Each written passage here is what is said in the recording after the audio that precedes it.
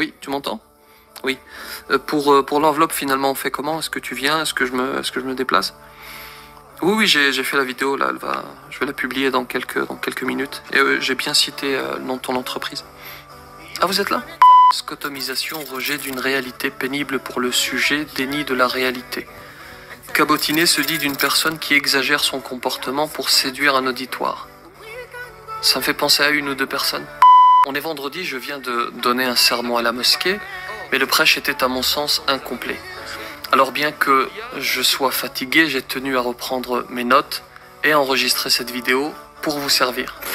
Il s'agit d'un sujet très important, une information capitale pour chaque musulman, et il est nécessaire de bien la comprendre.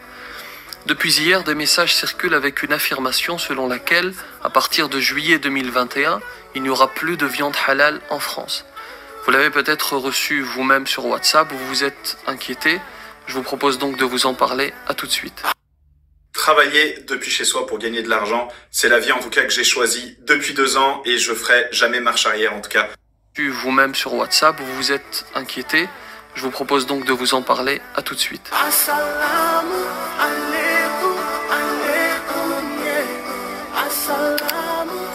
Bismillahirrahmanirrahim. Assalamu alaikum wa rahmatullahi wa barakatuh. Bonjour à toutes et à tous. Il y a un communiqué qui a été fait par 3 mosquées à propos de la viande halal. Les mosquées de Paris, Évry et Lyon. Alors avant de vous dire ce que j'ai à vous dire, je précise par honnêteté intellectuelle que je suis en désaccord avec à peu près toutes les décisions prises par les dirigeants des mosquées de Paris et d'Évry. Je parle bien des dirigeants et non des institutions en elles-mêmes ou des fidèles. Je fais bien le distinguo entre dirigeants et institutions, entre dirigeants et fidèles. Ils disent dans cette déclaration qu'une nouvelle instruction du ministère de l'Agriculture et de l'Alimentation, je cite, impose des conditions d'abattage ne permettant pas de répondre aux principes dogmatiques et fondamentaux de l'abattage rituel halal. Ils ajoutent également, c'est aussi un mauvais message que l'on envoie à la communauté musulmane en cette veille de Ramadan. Dans ce cadre, à compter du mois de juillet 2021, l'abattage rituel halal de volaille ne sera plus autorisé. En gros, à la lecture de ce communiqué, le musulman français a l'impression qu'à partir de juillet 2021, il n'y aura plus de viande de volaille halal en France. Alors je vais vous dire pourquoi ce texte est, je ne vais pas dire malhonnête, je ne me permettrai pas, nul procès d'intention, mais pour le moins incomplet, voire selon certains trompeur ou manipulateur.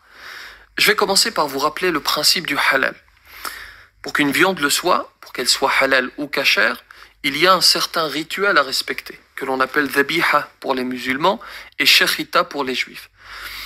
Parmi les conditions de ce rituel, la bête doit absolument être vivante au moment précis de la saignée. Il y a un verset du Coran qui indique cela. Or, dans les abattoirs de France, il y a une pratique obligatoire qui s'appelle l'étourdissement. Alors je vais vous expliquer pourquoi je souris. Une pratique qui s'appelle l'étourdissement, qui est réalisée sur la bête avant la saignée, et avec cet étourdissement, la bête peut mourir avant même la saignée et la viande n'est conséquemment pas halal. Alors j'ai souri lorsque j'ai dit étourdissement parce que dans quelques secondes je vais vous détailler ce qui est qualifié d'étourdissement et vous allez comprendre que le terme est bien mal choisi. Cet étourdissement se fait par 3 moyens. Le premier, c'est l'asphyxie au gaz. Il est bien beau l'étourdissement. Asphyxie au gaz. Deuxièmement, l'électronarcose, une décharge, un choc électrique que l'on envoie à l'animal. Et puis vous avez le troisième que l'on appelle le pistolet.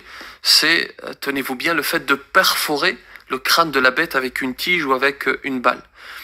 Je crois qu'on est d'accord pour dire que le terme étourdissement est un euphémisme.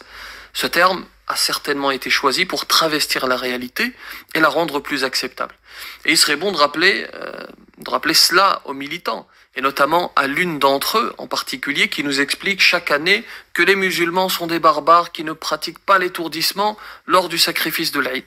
En réalité, le débat philosophique est ouvert. L'étourdissement est-il moins douloureux pour les animaux? Rien n'est moins sûr.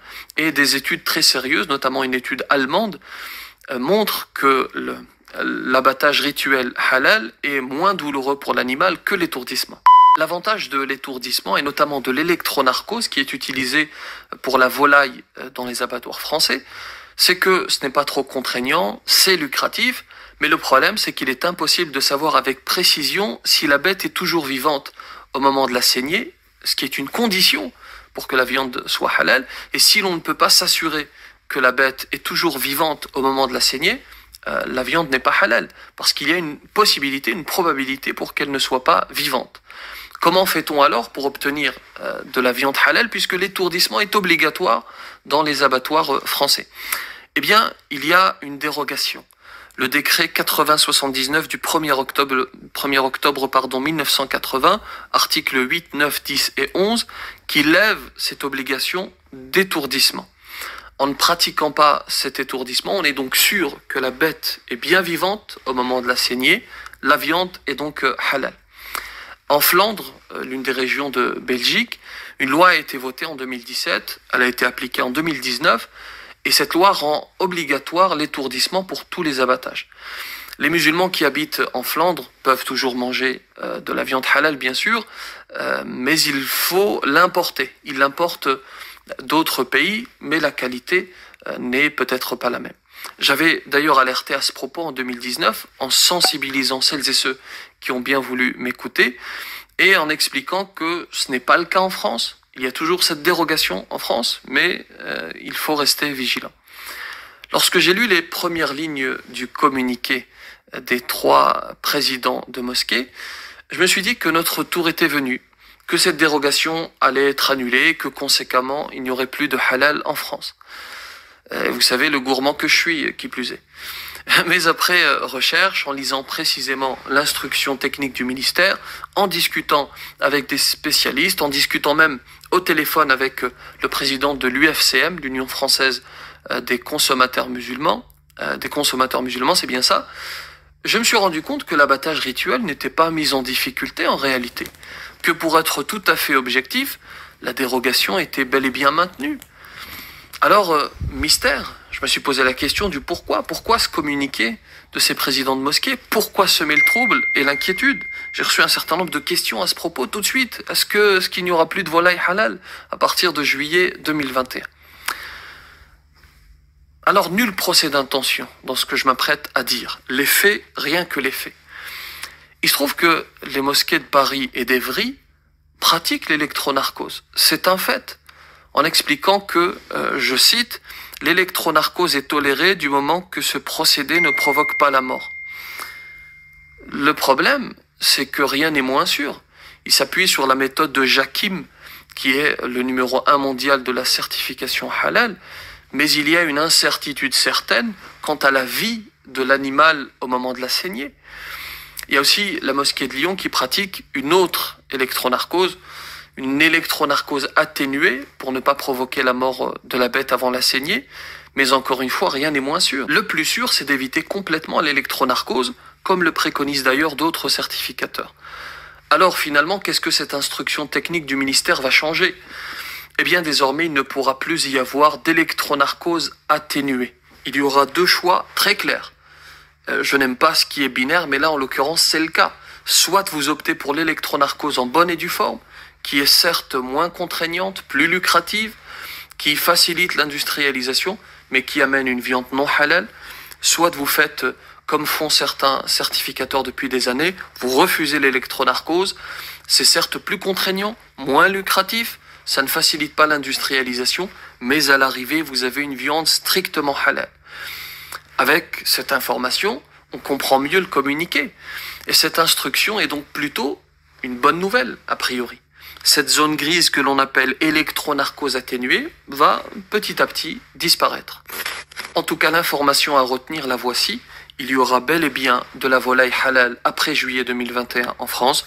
Encore faut-il qu'elle soit certifiée correctement. Avant de conclure, je précise que je ne suis payé par personne, par absolument aucun acteur du halal. Mon seul objectif est de rassurer, puis de conseiller correctement mes frères et sœurs. Et si vous me posez la question, qui pratique l'abattage sans électronarcose? Je vais faire comme à la télévision, je vais citer 3 marques pour ne pas mettre en avant une marque par rapport à une autre. AVS, Halal Service, Shahada. Je ne vous impose rien, ce n'est qu'un conseil. D'ailleurs, si vous avez d'autres certificateurs sûrs, n'hésitez pas à les mettre dans les commentaires. Qu'Allah nous accorde la sagesse et la recherche du travail bien fait. Que la paix soit sur vous.